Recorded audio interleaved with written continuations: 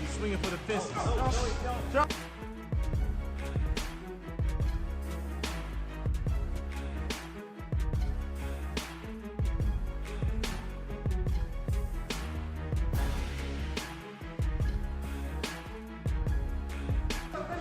Well, the two guys, well, the biggest puncher, I feel, at the 135 would probably be Gervonta Tank Davis. Do you think he has enough power to sustain? Well, it's really all about... Floyd Mayweather couldn't believe what he was seeing. 1 second, he was watching Gervonta Tank Davis move through sparring like it was a light workout, and the next, boom, a heavyweight twice his size hit the canvas like a tree falling in slow motion. The entire gym froze. And I was about to spar, before I was about to spar Tank, he was sparring this big boy. A heavyweight? Heavyweight boy. And Tank hit that nigga, he hit him so hard that he was on the top of the rope just like this. And like, I thought he died. Like, I ain't gonna lie to you, I thought he died.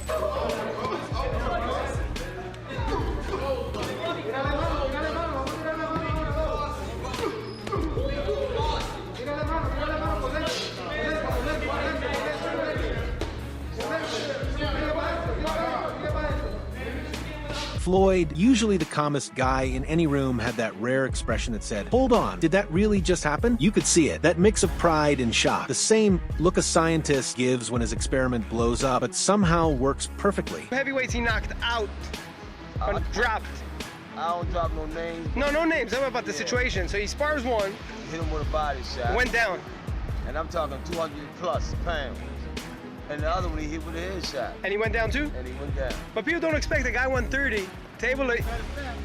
And I'm not just exaggerating because Tank is our fighter. Tank has a punch of power. I don't know where. Tank didn't celebrate, didn't flex, didn't even blink. He just stepped back, gloves down, like that's what happens when timing meets power. And for a man like Floyd, who's seen every punch, every angle, every fighter under the sun, that was the moment he realized Gervonta Davis isn't just his protege anymore, he's a one-man highlight reel, rewriting physics in real time. Introduced to a lot of people when that clip of you sparring Tank was released, right? He doesn't give off a genuine spirit to me, so he's just very like emotional, kind of angry, couch kind of guy. Was he like that with you after you touched him up, or just before even? Yeah, I mean just the whole sparring really. The part in the clip, he hits you when you're down, and then he turns around, and I think you hit him. Yeah, like sparring, he was kind of like, you know, just doing like little dirt. Here's the wild part, that knockout wasn't even a fluke. Gervonta Davis regularly spars with heavyweights, not for clout, not for headlines, but because he wants to feel real danger in training. His logic? If I can survive bombs from a 230-pounder, nobody at my weight can scare me. In his career, Tank can fight at 140, 147. He has that power. I think he could be multiple champion, maybe in 54. Oh, yeah. Now, one time he went to a gym in Memphis, sparred 4 guys, broke 4 noses in one afternoon. Do you have other examples of things like that Tank did in boxing? Since he was a kid, man. When Tank was 14 years old, he was sparring state champions, man, and grown men. And honestly, it shows. You can see it in how he absorbs pressure during fights, how he stays calm when bigger opponents try to bully him. That's heavyweight schooling right there. These aren't friendly sparring sessions either. They're full contact chess matches where one mistake can send your mouthpiece flying into the third row. In the corner, he threw a 1-2-1-2, and you know I was blocking it, but then he started pushing my head, like he was like purposely pushing me down.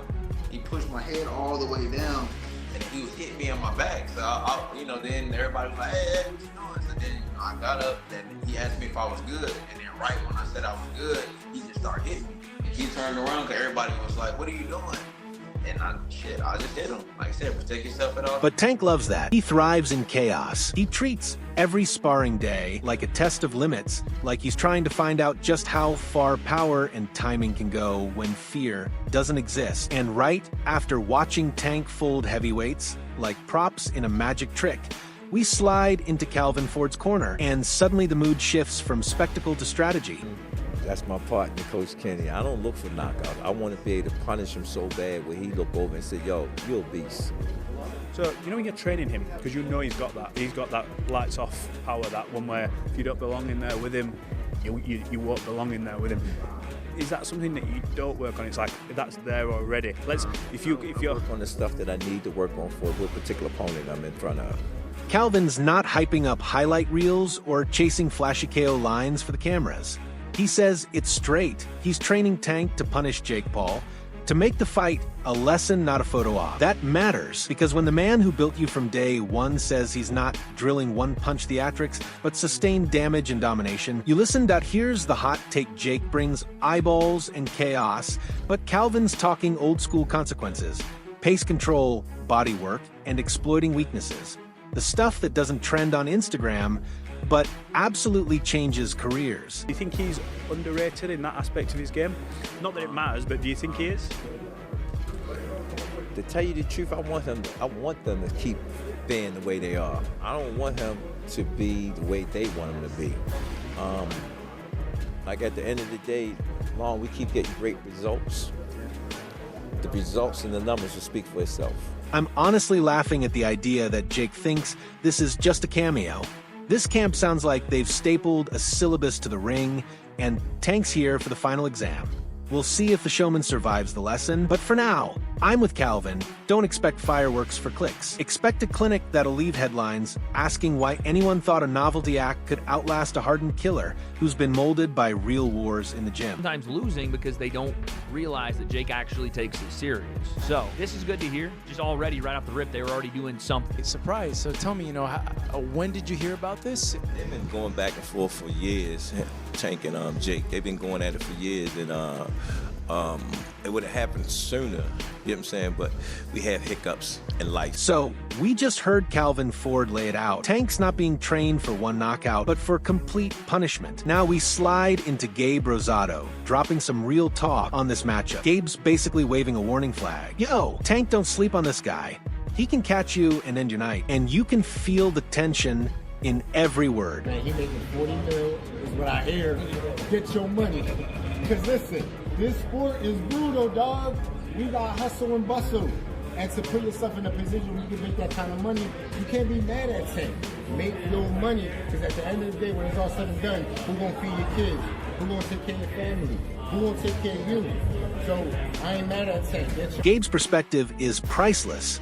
He's been in Jake's corner, seen the angles, and he's basically saying, Tank, you better respect the science. One slip and it's lights out. I can't lie, this feels like the perfect storm of slick skill versus brute, attention-grabbing power. Gabe's caution adds extra spice because it reminds us this fight is unpredictable. Tank's legacy is solid, but Gabe's warning hits hard. One punch, one mistake, and the headlines rewrite themselves. This is why we love boxing. It's not just skill. It's chess with fists and a little chaos sprinkled on top. Jake Paul is 200 pounds, a heavyweight. If one of those shots let go, and you gotta remember, what Tank is not used to is the height and reach advantage. So maybe Tank could drop and think he's away, but Jake got that extra 3-4 inches that Tank ain't used to. They can catch him. That can make a difference. But at the same time, Tank can punch too. And I wouldn't be surprised if Tank hurt. Now, with Gabe Rosado's warning still echoing, we swing over to Andre Berto, and he keeps it brutally honest. Berto's waving the psychology flag, saying Tank isn't here to make friends. He's here to collect the bag. After that Roach fight, Tank felt the world turn against him. He even thought about retiring. But now, he doesn't care about your hot takes, your Twitter rants, or your comment section opinions. He's walking into Atlanta like a man on a mission, lights off, locked in, focused on one thing: getting paid and sending Jake Paul home questioning his life choices. Oh, and Gervonta Davis. Wow, that sounds crazy. That sounds real crazy. But doing it in Atlanta was a very smart, strategic move. Because one thing about Atlanta, I lived in Atlanta for a good 4 to 5 years, and I know one thing when it comes to us, anything that's popping in the city, they coming out. They coming out. The city is coming out. And speaking of Atlanta, Berto makes a solid point. This isn't just a fight, it's an event. The city's going to show up. Every seat packed. Energy electric. Jake Paul's about to get schooled in front of a real boxing crowd. Berto nails that balance between hot take and reality check when he reminds us it's all entertainment, sure, But for Tank, this is psychology as much as punching. It's a statement.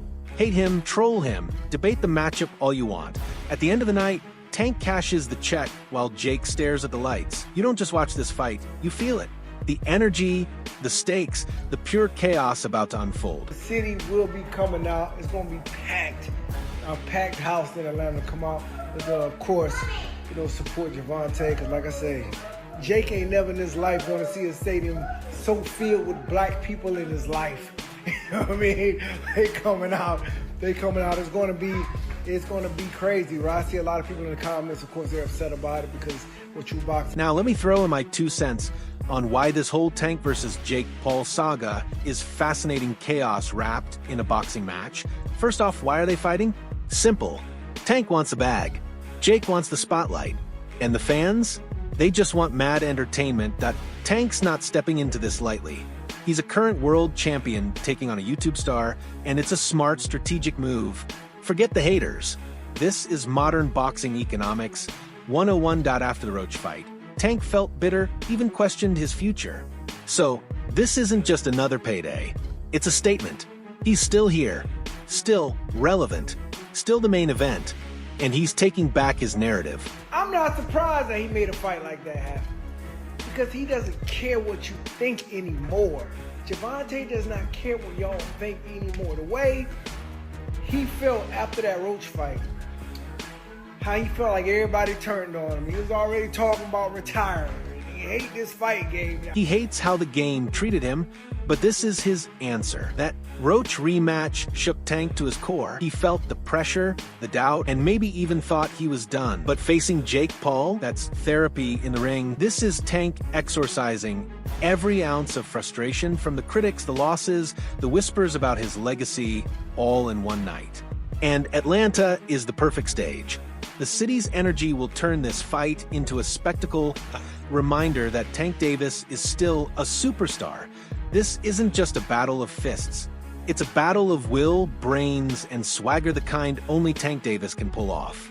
This is where boxing meets business meets pure entertainment.